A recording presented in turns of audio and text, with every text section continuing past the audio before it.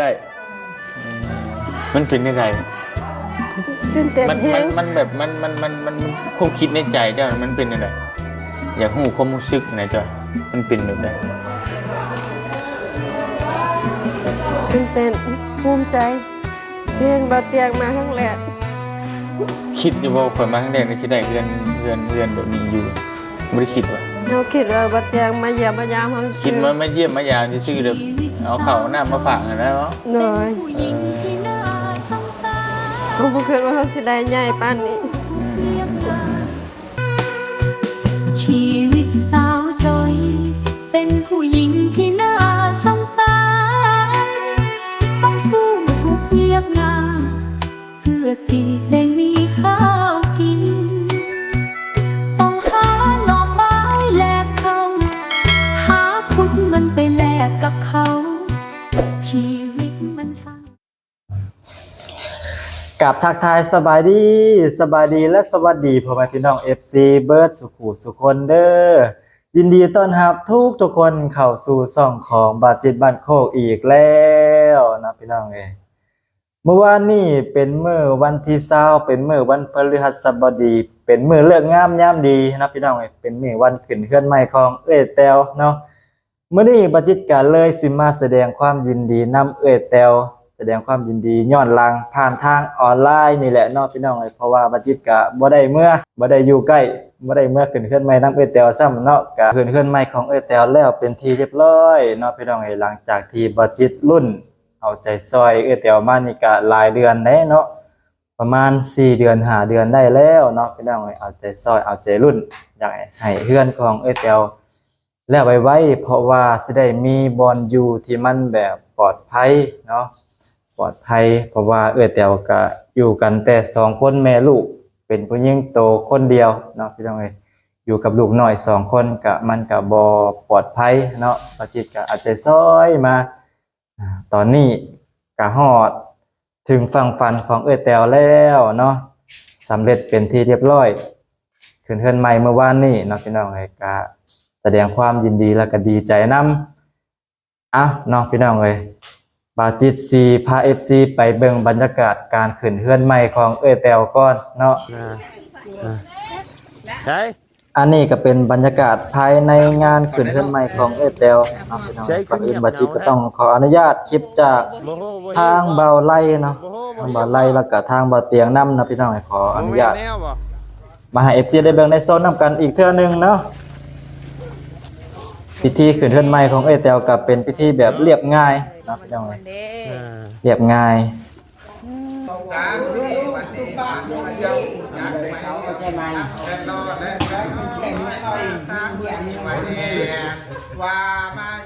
จัดงานแบบน้อยๆเนาะครอบครัวญาติพี่น้องมาซอยกันพี่น้องเนาะ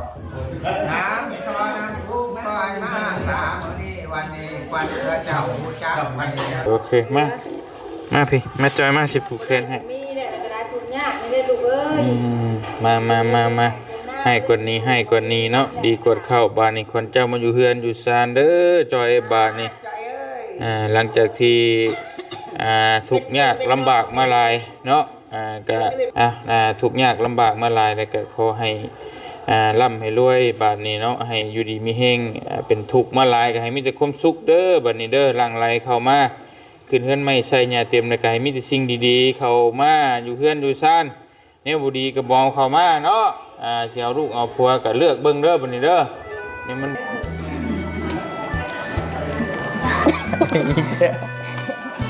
ตื่นเต้นตั้งใจ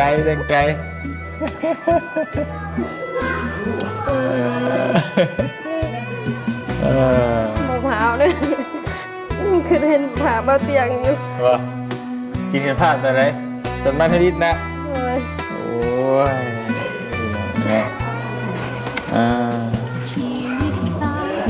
ทำใจก่อน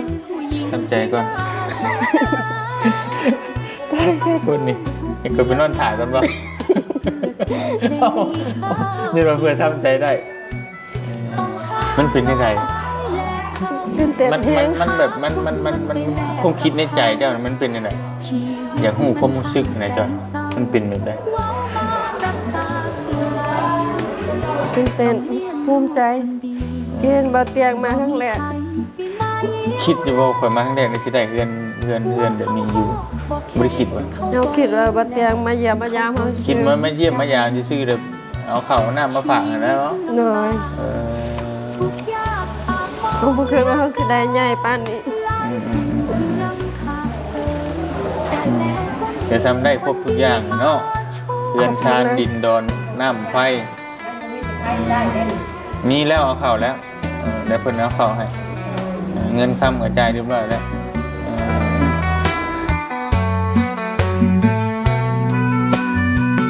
ชีวิตเศร้าหมองจนบ่าวเตียงได้มาพบเจอเหมือนดังได้ขึ้นสวรรค์เมื่อผู้ใหญ่นั้นให้ความเมตตา ช่วยสร้างบ้านให้ที่อยู่อาศัยแน่นหนาเท้าขอบคุณ โอ้ยเนาะพี่น้องเอ้ยหลังจากที่เบิ่งคลิปจบเนาะมาจิตกะน้ำตาสิไหลน้ำเอ้ยแตวเนาะชีวิตของเพิ่นนี่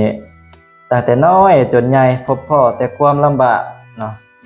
ตอนนี้ก็มีชีวิตการเป็นอยู่ที่ดีขึ้นก็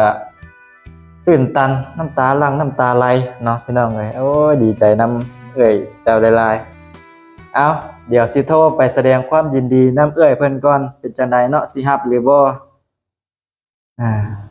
หลายคนเนาะพี่น้องมี FC เพิ่นได้ถามเข้ามาว่าเฟซของเอเตลน่ะชื่อแนวใดเนาะเดี๋ยวบัดจิตสิมาแจกเฟซของเอเตลก่อนเนาะเพื่อ FC อยากสิโทรไปดินน้ำเพิ่นอยากสิโทรไปให้กำลังใจเพิ่นเนาะชื่อเฟซเพิ่นก็สาวแตวโศกใหญ่ล้นทับเนาะก็โศกใหญ่ล้นทับอีหลีเนาะนี่เพิ่นก็เลยเอามาตั้งเป็นชื่อเฟซเลยเดี๋ยวสิลองโทรไปก่อนเนาะว่าเพิ่นสิรับหรือบ่วางอยู่บ่เนาะโทรไปแสดงความยินดีน้ำเพิ่นสิรับหรือบ่บาดนี้เนาะบ่รับก็บ่เป็นหยังเพิ่นคือสิค่าเวียกค่างานบ่ว่างเนาะพี่น้องเอ้ยนี่ไม่รับสายก็บ่เป็นหยังเนาะบัดจิตก็มีแต่ว่าสิอัดคลิปไว้ลง YouTube ให้เอื้อยเพิ่นได้เข้ามาเบิ่งเนาะว่าบัดจิตก็ยังบ่ลืมเอื้อยแตวเด้อเนาะยังบ่ลืมยังหักยังแพงกันคือเก่าบ่าวจิตมาแสดงความยินดีนำเอื้อยแตวเด้อมื้อนี้ที่ว่าได้เฮือนหลังใหม่หลังงามเนาะได้เฮือนหลังใหม่หลังงามแล้วบ่าวจิตก็มีเรื่องหนึงที่อยากสิเตือนเอื้อยแตวเนาะเพราะว่าบ่าวจิตก็เห็นหลายเคสหลายคนเนาะพี่น้องเอ้ยที่ว่าได้เฮือนหลังใหม่หลังงามที่ผู้ใหญ่ใจบุญเพิ่นได้สร้างให้แล้วก็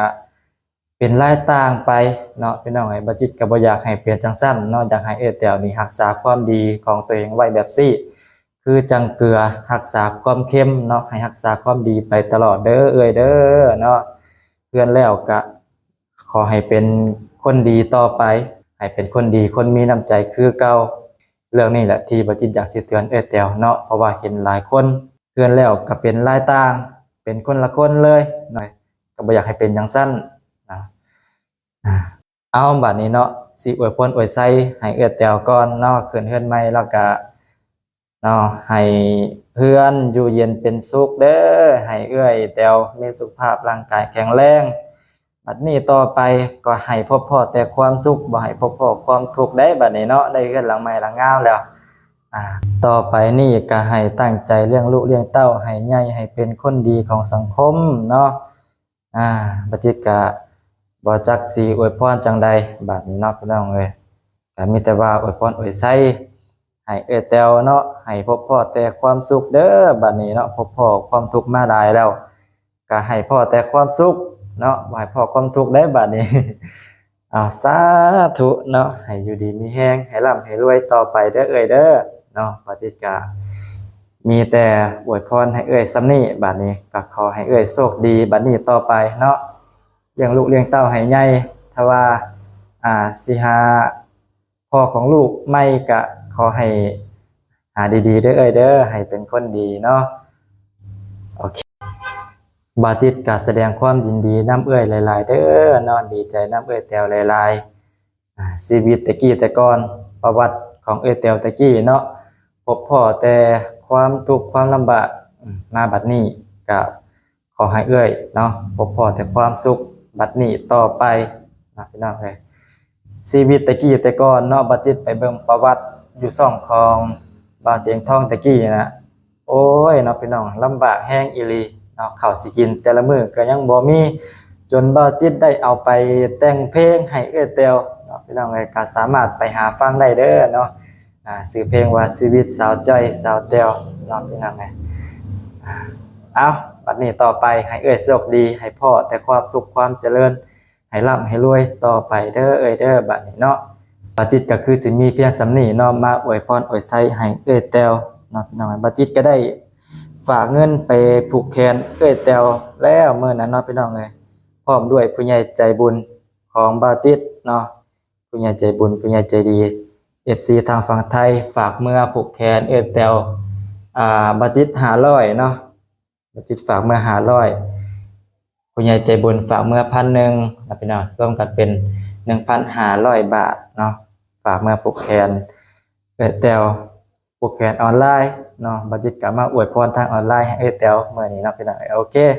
สำหรับคลิปนี้เนาะบ่าวจิตก็มีเพียงส่ำนี้เนาะพี่น้องจังได๋ก็ฝากให้ FC ฝากเป็นกำลังใจให้บ่าวจิตแหน่เด้อฝากกดไลค์กดแชร์กดติดตามเนาะและที่สำคัญก็ฝากเบิ่งโฆษณาให้บ่าวจิตแหน่เด้อเพื่อสิได้มีกำลังใจในการถ่ายทำคลิปต่อๆไปเนาะโอเคท้ายที่สุดนี้แล้วบ่าวจิตก็ขออวยพรให้เอ้ยแตวโชคดีบัดนี้ต่อไปเนาะให้ร่ำให้รวย